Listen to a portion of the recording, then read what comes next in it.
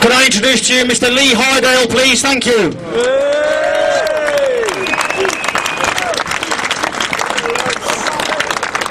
Thank you. I'm here today, not just for the English Defence League to hear me, but for the nation and the government.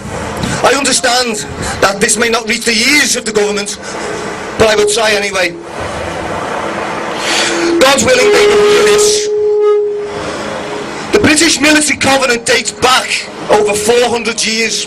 Our nation and all of society should honour, respect and start to realise that this is our patriotic duty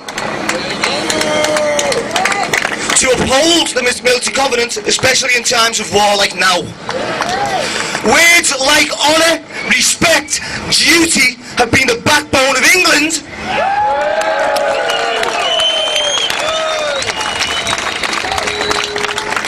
Also our armed forces and their military covenant since the existence.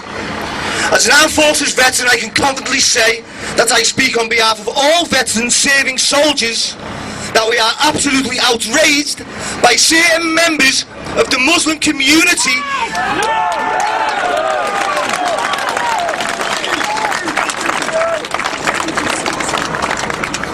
being allowed to stage public demonstrations against our armed forces.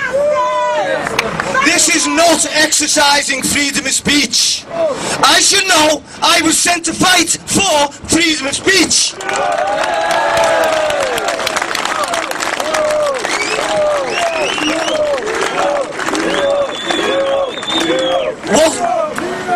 What it is an outrage of public decency. It's also causing civil unrest, which is against British law. They should have all been arrested on sight, but the government allowed all of these demonstrations to go ahead.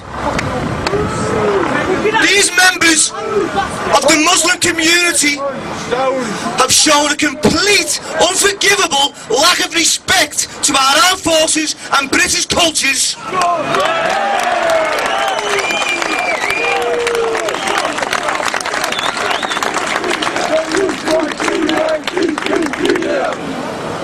And traditions, mainly our 400-year-old British military covenant.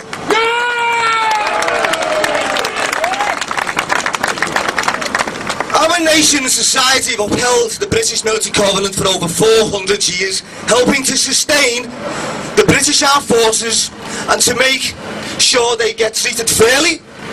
We will not stand for this anymore. We will not allow our troops to be publicly abused by anyone.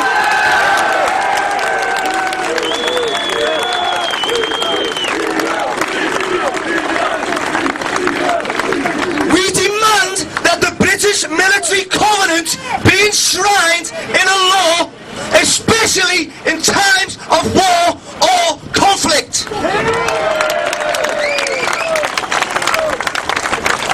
David Cameron speaks himself with great patriotic pride about the British military covenant, and he has appointed the British military covenant commission board. He also stated in his defence manifesto that he wants the British nation and society to start to show their appreciation towards our armed forces with great pride and patriotism.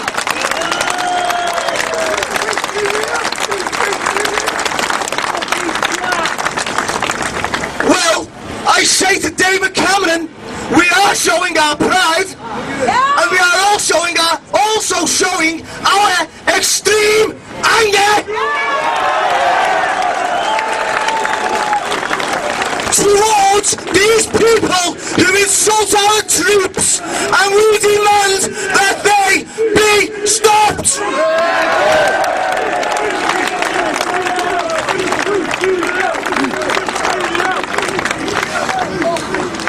We show our pride by demanding that a law is passed to outlaw anyone who publicly abuses our troops.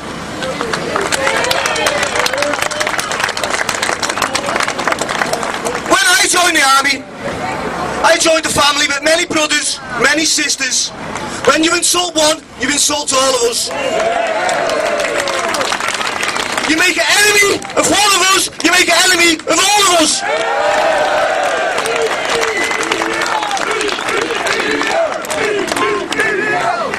I say to our Queen's Coalition government, failure to enshrine the military covenant in British law and show these militant Muslims that we do not stand for any abuse whatsoever to our armed forces will only result in violent confrontations with British ex-forces!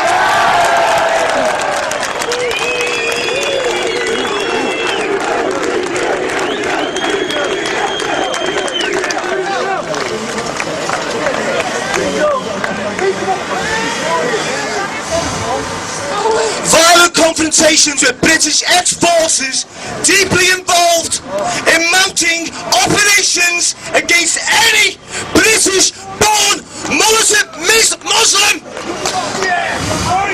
who does not honour and respect the British military covenant, and that includes disrespecting and publicly abusing our British troops.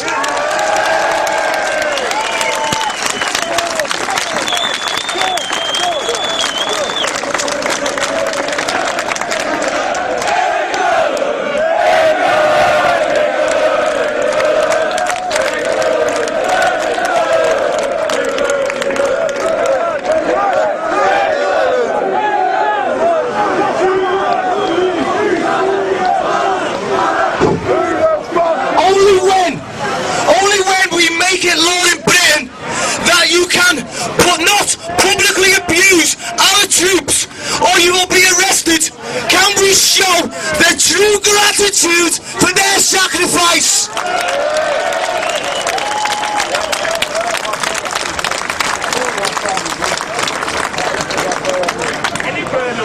This is just a small token of our appreciation by protesting for the enshrinement of the British military covenant in law in England.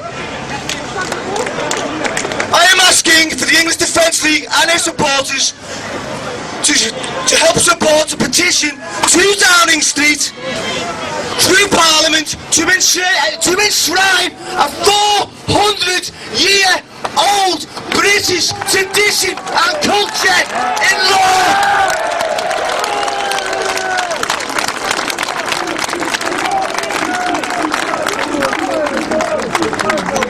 Only then will it put an end forever to the insulting our troops on the streets on their homecoming parade. Thank you, everyone. God save the Queen!